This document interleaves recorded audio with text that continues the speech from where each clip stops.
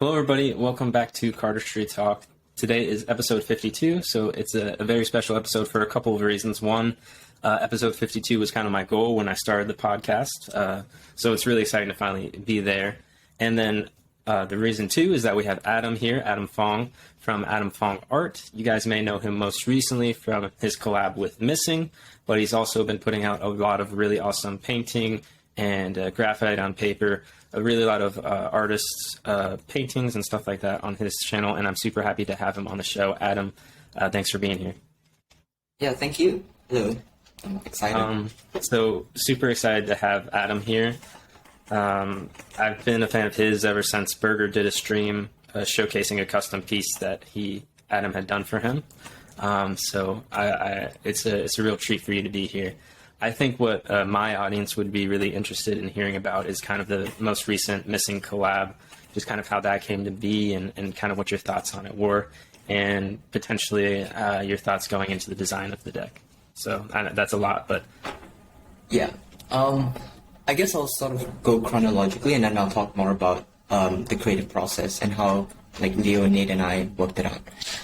So actually, the collaboration came about through a conversation, I think back in late 2018. We just started texting back and forth, and that was around the time that Missing started to come up, right? That was just before they were about to launch the brand, and they asked me if I wanted to do a collaboration potentially in 2-3 years, and I was really, really keen. So I told them, give it a couple of years, because I wasn't that good back then, and I didn't want to put out bad work. Mm-hmm. And also they needed some time to actually get the ball rolling with Missing.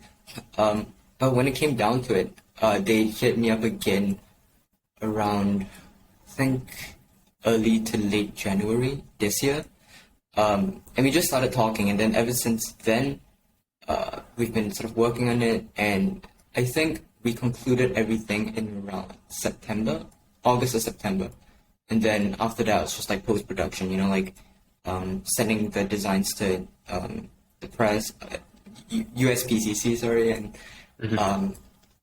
All that. So in regards to the creative process, they gave me a lot of creative freedom, I think. So they only gave me prompts. They told me, okay, we want sort of this. They wanted this really weird concoction of figures, right? With the hands and the feet and everything. And they told me I could do anything I wanted with it.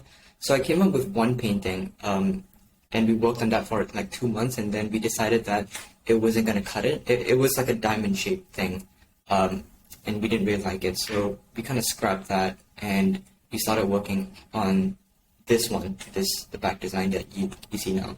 Mm-hmm. Funny enough, we actually started working on the chords first before the back design. Tagging the chords would be better, because that would give us more, that would sort of ground our direction a bit. Because when you start with a back design and then you design the whole deck around that, it gets a bit myopic, you're trying to copy everything that's on the back design. Mm-hmm. But if you design the back design around the whole deck, it's more eclectic, as in you sort of pull elements from this card, and you pull elements from the Joker, and you sort of put it all into the back design, and it feels more wholesome and holistic, I would say. Mm-hmm. And what you see with that too is the individual face cards. You have different colors with blue, green, red, that don't really show up on the back design, but it's still the same theme and it's still the same style throughout. So you do get some visual variety in just not only the faces, but in the coloring as well, because of what you guys did. Definitely. I think it's really interesting. I would like to know personally with the back design, if the face and hand kind of glob was made first, and then the Missing kind of smoke was added, or was the Missing word always going to be there? So actually, the whole concept of the deck, gesture playing cards, we wanted to really accentuate gesture. It's a really abstract concept, not visually, but just like metaphorically, because you can't really draw gesture, right? You can only suggest it. So we felt that having a strong graphic contrast with traditional painting would be quite interesting. So if you see like the cards, you have like these bits here. That was all actually done with collage. So I painted the feet and the hands, and then I painted paper and I kind of like stuck it on to the canvas. And that's sort of the same with this. So what I did was I painted the whole back design, and then after that, we worked out a design for the collage, and then I cut it out on paper and I stuck it onto the thing. Interesting. Cool. Yeah. And you got to obviously work with Missing, which is super awesome. I'm sure it's a dream for a lot of people, especially in the cardistry community. One thing you kind of wanted to talk on was how you kind of interact with the cardistry community now, since I would assume you're not as active because you're kind of focusing on your art. But how do you kind of interact with the community now? I mean, I used to do a bunch of cardistry, and then I sort of stepped down from there. Now I do painting. I think where I stand in the community now, I'm much more of a layman, right? Like I'm like an ex-cardist, because I don't consider myself a cardist because I don't actively create. I do cardistry, but I'm not contributing anything to the art form. But what I do contribute are products, right? So like I am working with Missing on this collaboration, and I have like another collaboration next that I'm really excited to announce. I can't really say what it is yet, but it's gonna be good. So I see myself as sort of a Benji Taylor kind of figure, right? Where he used to do cardistry, and then he started designing cardistry contexts, and eventually just did his own thing. And I think that's where I see myself right now. I think it's quite wholesome because despite me not actually contributing anything to cardistry, I still feel very welcome by the community. I don't think, in fact, I feel actually closer despite that distance. One reason being, I think, is because I'm able to see cardistry without the eyes of because when you're creating cardistry, you're always looking for problems. You're problem solving, but I'm not really problem solving now when I look at cardistry. I'm not saying, I think that closer could be better, that opener could be better, and in a way, I think I can sort of look at it with enjoy it in a fresher way. I think. Yeah, fresher. Yeah, in like a fresher way. Bit more. Yeah, I think so. Yeah, I think that's a common thing with like reviewers. Like, you kind of get in the habit of breaking down what's wrong with something, and then you don't necessarily enjoy the move or whatever you're watching. So I can definitely see how like stepping away from it for a while and not necessarily having that pressure would allow you to enjoy something more. I think what's interesting too is how do you kind of say you're contributing to cardistry even though you're not making moves and stuff like that. I think that's a pretty common thing when people kind of focus on other aspects of cardistry besides making moves. Like they're still contributing to cardistry, but they can't focus on the moves. Like for me, I can't like focus on creating moves as much because I do this podcast.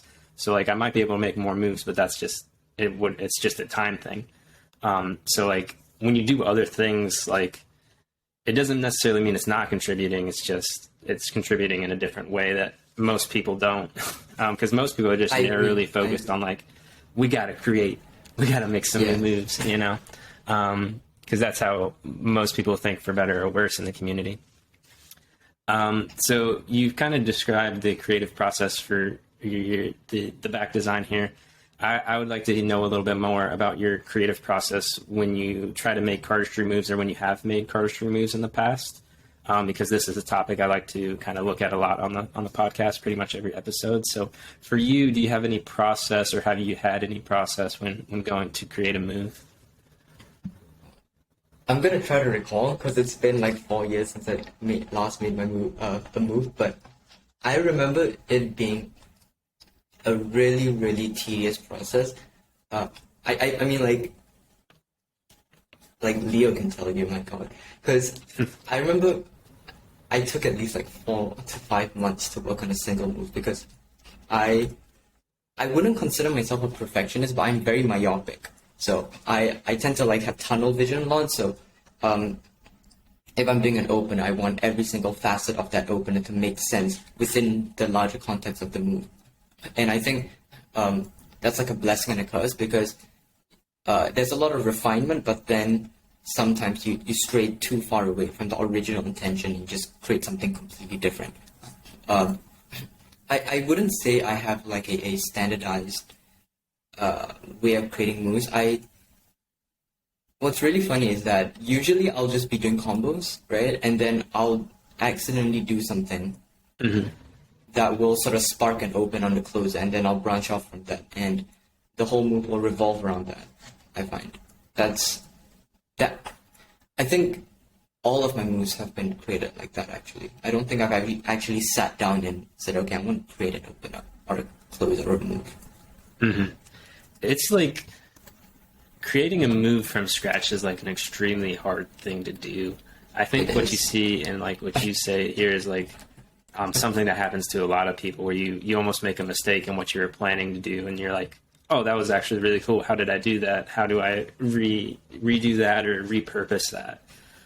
So it's almost kind of funny in a way how a lot of us create moves through failure of what we were originally trying to do.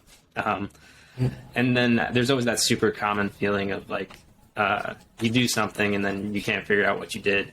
And that's always super frustrating. But speaking of moves, the one that most recently was showed off from you was Bianca Jagger. So I would like to know a little bit about how that came to be named and how that just came to be in general, if you have any insights on that. So I created the move for Packet to Packet, which was this video I did in 2017, and it came out early 2018. Kevin Carlson actually shot and edited it. We shot it in London. I think at the time, I really wanted a comfy move. I think at some point, every cardist just wants their go-to move. And I didn't really have one yet. So it sort of started off as this very, very basic opener, that I actually stole it from Gizmo. I think Patrick does that, right? And I think I just sort of branched out from there. I think what's really interesting about it, though, is how it got its name. So at the time, I was reading a lot of stories from Studio 54, which was this like really extravagant nightclub in the 70s in New York. And Bianca Jagger, who was Mick Jagger's then wife, was always attending these parties. And I thought, she looks really cool. So I'm just going to name my move after her. I think, I don't think I had any idea what I was doing, but looking back, I think it was a pretty smart decision because so many people always ask me like, oh, like why is it called Bianca Jagger? And I just say, it's a person. And they end up looking her up, and it's also like this cross like pollination of art forms. So you have like fashion and music influencing like artistry and all of that.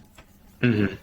Yeah, and that's good naming too, because like you said, it kind of encompasses some of your others where your cardistry has flown from. I can't talk right now, but that's a really interesting story. When we were talking before, you asked whether we were going to be talking about the move or the person. I didn't know it was a person, so obviously it's good at getting people to find out about Bianca Jagger. For whether that's good or bad, I don't know. So whenever I do an interview, I always post to my stories asking what people would like to hear about. And one of the questions that I got was if you had any pet peeves when looking at moves or any pet peeves when kind of examining a move. So what are your kind of thoughts on that? So I think the one thing that sort of icks me about moves is when a move doesn't have intention. So like when the execution is improper and it strays way too far from the intention. And I think what I mean by this is when you don't see anything happening. You know, it's sort of like a very very mindless manipulation of cards. So, you know, things are happening, cards are moving, packets are closing and opening, but there isn't any real impact. I think, and this isn't like a rule, but it is for me. Like when I create a move, I tend to try to create the move and revolve it around one moment. I think that's a very easy way to compose a move, right? Because it's all about design, like the way you design a move. So I think really bland design bothers me. Yeah. And I think too, I mean, it's really hard to create something with purpose a lot of times, but definitely the best moves have, like you say, a kind of focus point, whether it be in the middle where everything's building up to one moment, or whether the whole thing is just very similar in theme. Like you said, it's just trying to design a move is really important if you want to make something that is long lasting and substantial, which is easier said than done for sure. I'm sure you can attest to, but it is interesting when you see something that might be very impressive to a layman, but to like us, for our viewing standards, it isn't like as impressive because there is no kind of theme or focus. So like, for example, like a lot of display moves, I would say might fit that bill. I don't think so. I think I have to disagree because, like, okay, let's take like the spring, for example. You know, it's a really universal move and impresses almost every layman, but to a Cardistry, it's just normal. But if you think about it, the spring is such a beautifully designed move because the open and the closer and like the climax of the move, it is really just abbreviated into this one gesture. It's just it's just that. And I think that cuts through all of the fat and just gets to the meat of the move. It's the spring. I think that's like a really, really beautiful move. And I think I'm only able to see that now because I don't do Cardistry. Because when I used to do Cardistry, I used to get so worked up about, oh, like how does this packet combine with that? But now I'm able to see like the bigger picture. And I think I tend to appreciate these, I guess, like layman moves a bit more. And I think what I was getting at is more so like the kind of skeletal structure building that some people will do, especially early on, where they're just like, oh, let's add a card here, to where we just have this huge like that's where my mind was kind of going with that.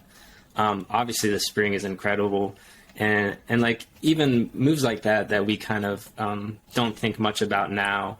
At some point when we first saw that spring, like we were like, oh, this is absolutely insane, I need to learn this, or like flicker shot or bullet, stuff like that.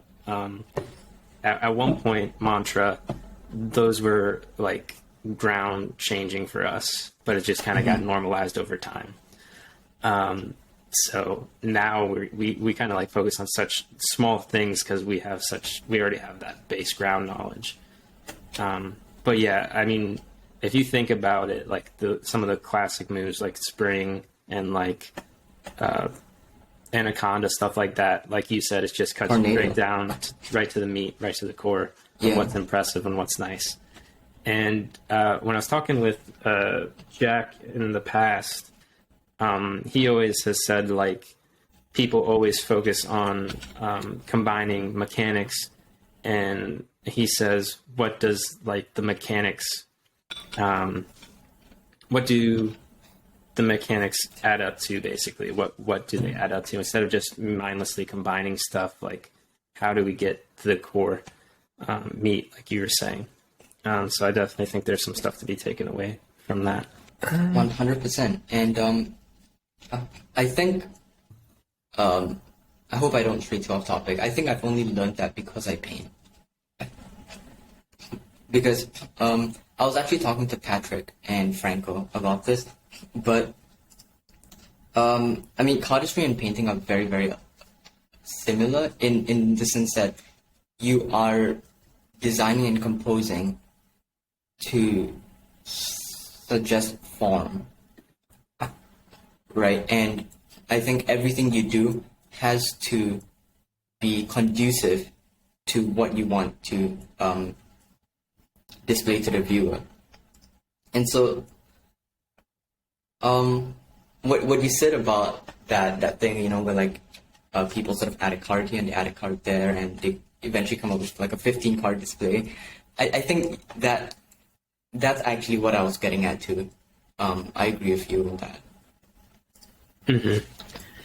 And have you found like either cardistry or painting kind of in the other? So like, have you ever been painting and you found like, oh, I'm bringing this aspect from cardistry, or you're making a cardistry move and you're like, oh, I've taken something from painting? Like, do you feel like you've taken things from your other hobbies when doing them? Yeah, definitely. I think because I do work very eclectically, so I always am looking for different things that I can steal from. And I use the word steal very, very broadly, because I steal, not in the sense where I'm shoplifting, but I'm sort of taking things that I like. But I think with cardistry in particular, I think that thing about intent ties back into the way I paint, because like if you look at some of my paintings, the way I compose, it's very focused.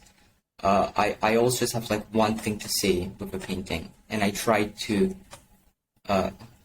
design the image so that it reads, also that one thing I want to say reads very well. Mm-hmm. And I think it's much like how I made moves, like that there was one moment in the move that I wanted to really emphasize on, and everything else revolved around that. Mm-hmm. I think we see that too in your paintings. Obviously, a lot of times it's portraits or photos of hands or feet.